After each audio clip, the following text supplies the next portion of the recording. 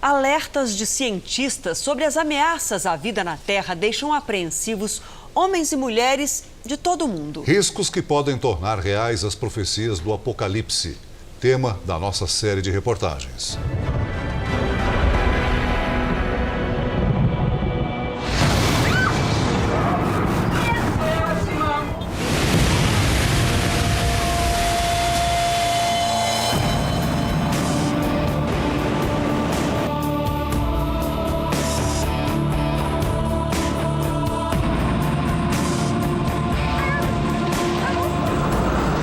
Quanto tempo ainda nos resta?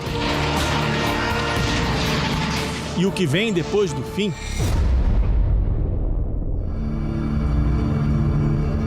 Ao longo da história, esta é uma das perguntas que mais intrigam a humanidade.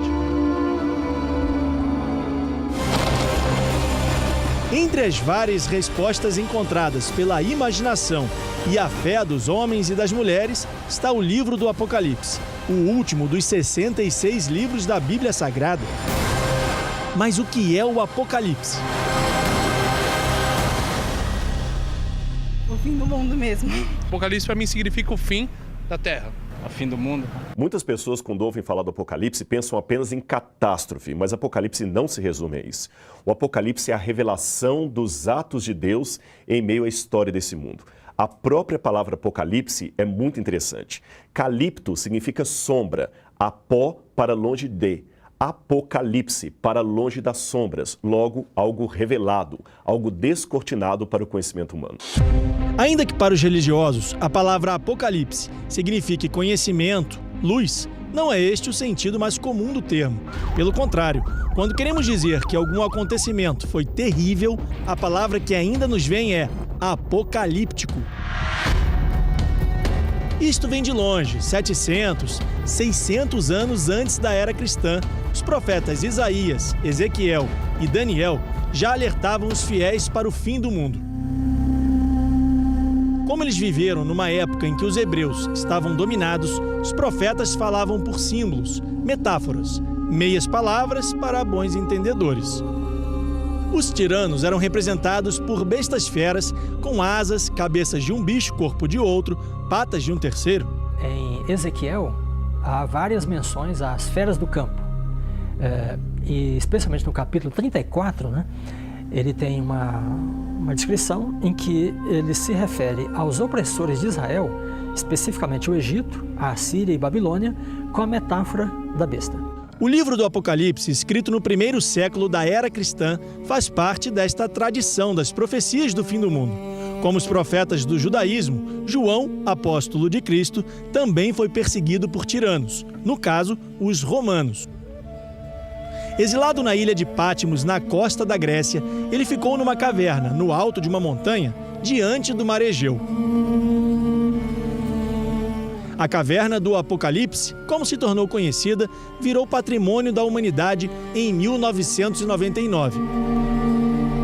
Essa é a recriação em cenário do local exato onde, segundo o livro do Apocalipse, João teve a visão de Cristo, de anjos e do próprio Deus.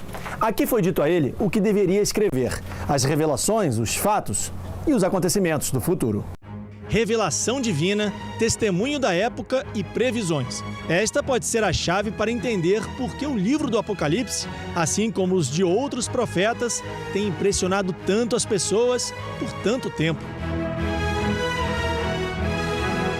Porque são muitos detalhes precisos e é surpreendente que realmente seja tão preciso. Então eu acredito que a parte final da profecia de Daniel, a parte final da profecia de Apocalipse, fala dos nossos dias e do futuro que nós vamos enfrentar.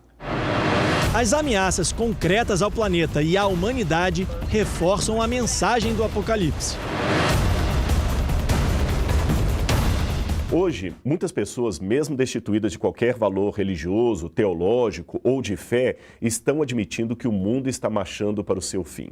Você encontra até mesmo cientistas ateus que dizem que as catástrofes ambientais estão selando o fim da humanidade. Novamente, nós vemos o tema do Apocalipse, do fim do mundo, voltando à baila em vários setores, até mesmo fora das religiões.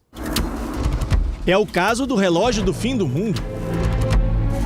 Ele foi criado em 1945, logo após a Segunda Guerra Mundial, por cientistas americanos ganhadores do Prêmio Nobel, para avaliar e alertar para os riscos de extinção da humanidade. A referência é a meia-noite. Quanto mais perto o ponteiro chega desta hora, maior o perigo. No início, os cientistas se preocupavam com a ameaça nuclear. Em 1953, quando os Estados Unidos testaram a bomba de hidrogênio, o ponteiro foi deslocado para 23 horas e 58 minutos, a 2 minutos do fim. Recuou para 23 horas e 43 minutos em 1991, quando desmoronou a União Soviética, até então a maior ameaça aos Estados Unidos.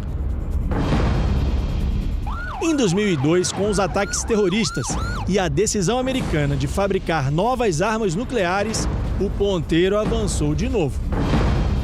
Em vez de nós conseguirmos a paz, o que nós estamos caminhando hoje é para imaginar mais conflito que nós nem imaginamos. É uma Coreia do Norte que está fazendo bomba atômica e está ameaçando alguém. Aí os Estados Unidos respondem, não é? Se vocês nos ameaçarem, nós destruímos vocês também. E o conflito parece ir crescendo cada vez mais no mundo, em vez de caminharmos para a paz que todo mundo almejaria, né? Recentemente, o relógio do fim do mundo passou a considerar também as ameaças ambientais. Em 2015, um dos anos mais quentes da história, o ponteiro chegou a 23 horas e 57 minutos e segue nesta faixa, pressionado por riscos que desafiam a imaginação. O biólogo Michael Rampino, da Universidade de Nova York, estuda as extinções em massa ocorridas na Terra há milhões de anos, tanto as provocadas por choques de asteroides como as causadas pelos supervulcões, que lançam as cinzas alto na atmosfera.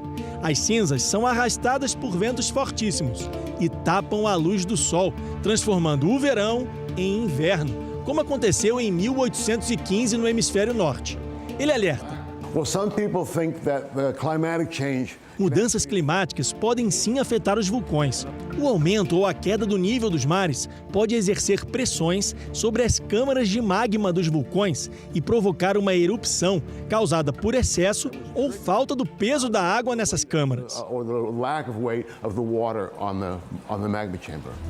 Estudioso do universo, o físico e cosmólogo inglês Stephen Hawking declarou em entrevista na famosa Universidade de Cambridge, onde ocupa a cadeira de Isaac Newton, um dos maiores cientistas de todos os tempos: estamos em um ponto crítico em que o aquecimento global pode se tornar irreversível. Se isso acontecer, a Terra pode ficar igual ao planeta Vênus, com temperaturas de 250 graus centígrados e chuva de ácido sulfúrico. Perigos que podem vir tanto do céu quanto das profundezas da Terra.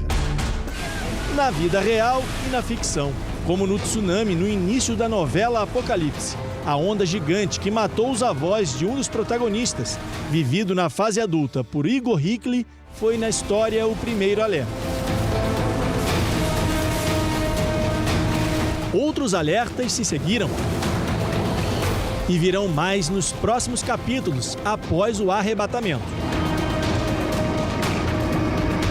Os personagens enfrentarão as tribulações, guerra e catástrofes. Um aviso de que mudanças na natureza e nas relações entre as nações, mais do que uma catástrofe, podem ser um sinal dos tempos. Um cenário, acima de tudo, apocalíptico.